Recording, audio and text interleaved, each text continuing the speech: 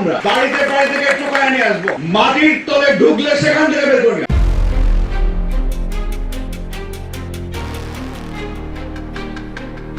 দর্শক, বেনজির ইস্যু নিয়ে এবার ঘটে গেল শতাব্দীর সবচেয়ে বড় নাটক, যাকে দেশে ফিরিয়ে এনে বিচারের মুখোমুখি করার জন্য সারা বাংলার মানুষ অধীর আগ্রহে অপেক্ষা করছিল।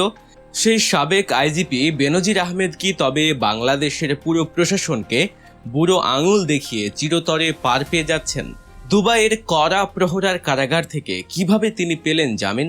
তবে কি বাংলাদেশের কূটনীতি চরমভাবে ব্যর্থ হয়েছে, নাকি এর পেছনে রয়েছে অন্য কোনো অদৃশ্য হাতের ইশারা? একদিকে সরকারের মন্ত্রীদের বড় বড় বুলি, অন্যদিকে বেনজিরের রহস্যময় মুক্তি। সব মিলিয়ে দেশের রাজনীতিতে এখন তোলপাড়। নৈপথ্যের আসল ঘটনা জানলে আপনার চক্ষু চড়ক গাছ হয়ে যাবে। বেনজির আহমেদের এই জামিন নাটক এবং তাকে দেশে ফেরানোর আসল সত্য জানতে আজকের এই চাঞ্চল্যকর ভিডিওটি একদম শেষ পর্যন্ত দেখুন, কারণ মাঝখান থেকে দেখলে আপনি আসল রহস্যের কিছুই বুঝতে পারবেন না। দুবাইয়ের বিলাসবহুল জীবন ছেড়ে যে বেনজির আহমেদকে গত 12 জুন এক শপিং মল থেকে হাতকড়া পরিয়ে নিয়ে গিয়েছিল দুবাই পুলিশ, সেই বেনজির আহমেদ এখন জেলের বাইরে।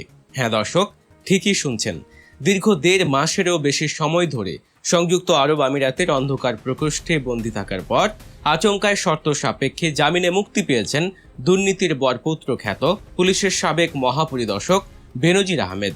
অথচ কিছুদিন আগেও আমরা শুনে আসছিলাম বেনজিরকে বাংলাদেশে ফিরিয়ে আনার ক্ষেত্রে নাকি অভাবনীয় অগ্রগতি হয়েছে।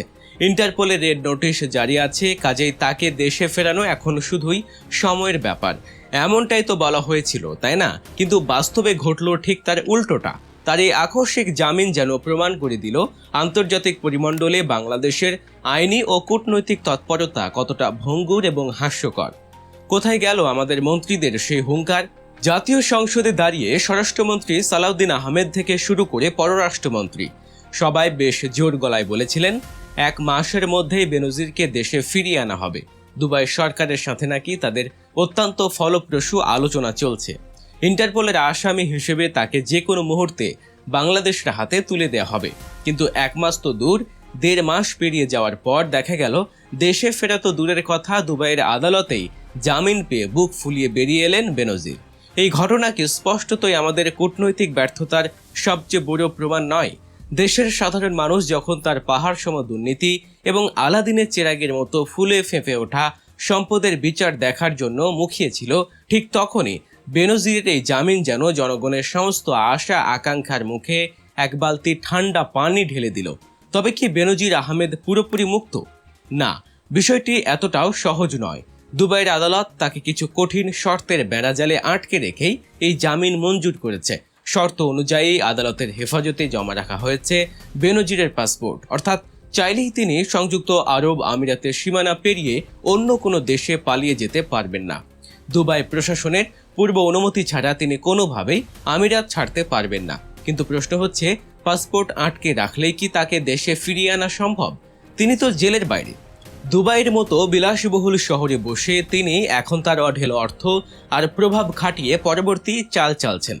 আর এখানেই শঙ্কা প্রকাশ করছেন আইন বিশেষজ্ঞরা। তারা বলছেন, জামিনে বাইরে থাকার সুযোগ কাজে লাগিয়ে বেনজির হয়তো এমন কোনো আইনি ফাঁকফোকর বের করে ফেলবেন যার ফলে তাকে আর কখনোই বাংলাদেশে ফিরিয়ে আনা সম্ভব হবে না। পরিস্থিতি যখন রীতিমতো হাতের বাইরে চলে যাচ্ছে, তখন কিছুটা নড়ে চড়ে বসেছে বাংলাদেশ সরকার। নিজেদের এই চরম কূটনৈতিক ব্যর্থতা ঢাকতে এবং মুখ রক্ষার্থে তড়িঘড়ি করে নতুন পদক্ষেপ নেওয়া হয়েছে। স্বরাষ্ট্রমন্ত্রী জানিয়েছেন, বেনজিরের এই জামিন বাতিলে আইনি লড়াই চালিয়ে যাওয়ার জন্য দুবাইয়ে একটি আন্তর্জাতিক ল ফার্ম নিয়োগ করেছে বাংলাদেশ সরকার। পররাষ্ট্রমন্ত্রীও জানিয়েছেন যে দুবাই সরকারের সাথে সরাসরি আলোচনা চালিয়ে যাচ্ছে আমাদের পররাষ্ট্র মন্ত্রণালয়। তারা ওই ল ফার্মকে কড়া নির্দেশ দিয়েছেন যেন যে কোনো মূল্যে বেনজিরের জামিন বাতিল করে তাকে পুনরায় কারাগারে পাঠানো হয় এবং দেশে ফেরানোর পথ সুগম করা হয়। কিন্তু সাধারণ মানুষের মনে এখন একটাই প্রশ্ন, এই ল ফার্ম নিয়োগ করতে এত দেরি হলো কেন? যখন তিনি কারাগারে বন্দী ছিলেন তখনই কেন শক্তিশালী আইনি লড়াইয়ের মাধ্যমে তাকে দেশে নিয়ে আসার ব্যবস্থা করা হলো না? এখন চোর পালানোর পর বুদ্ধি বেড়ে লাভ কি? আর আমাদের দুর্নীতি দমন কমিশন বা দুদক কি করছে?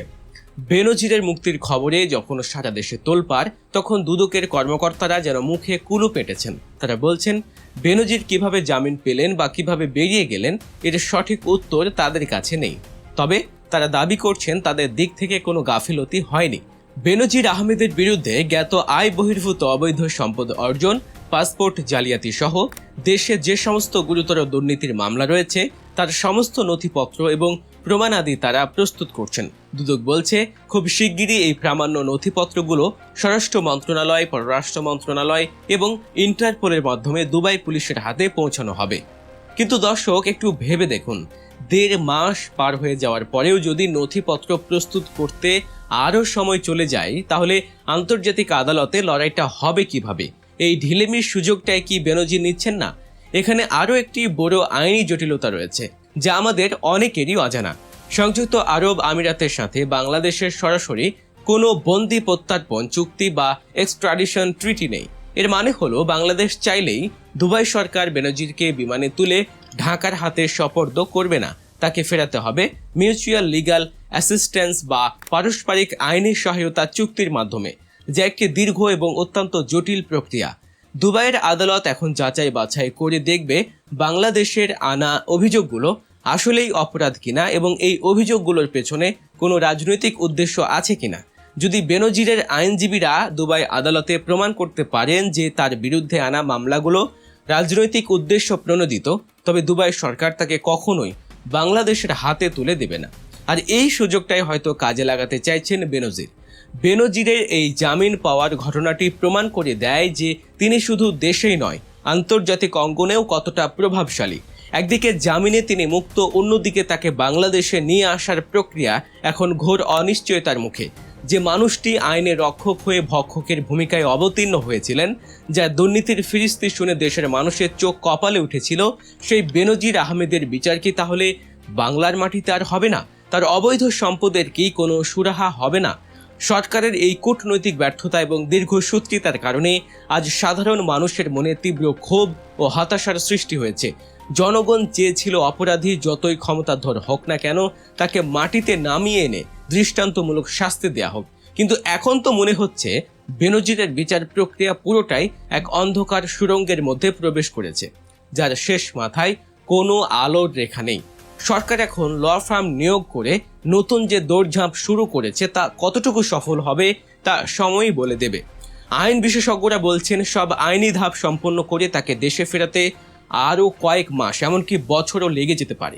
এই দীর্ঘ সময়ে বেনজির যে হাত গুটিয়ে বসে থাকবেন না তা তো বলাই বাহুল্য।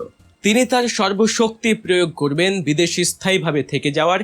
এখন দেখার বিষয়, বাংলাদেশ সরকার এবং দুদক তাদের গাফিলতি কাটিয়ে উঠে আন্তর্জাতিক আদালতে বেনজিরের দুর্নীতি কতটা শক্তভাবে প্রমাণ করতে পারে, নাকি ল ফার্ম নিয়োগ আর আলোচনার নামে শুধু সময় ক্ষেপণ করা হবে এবং একসময় সাধারণ মানুষ এই ইস্যুটিও ভুলে যাবে।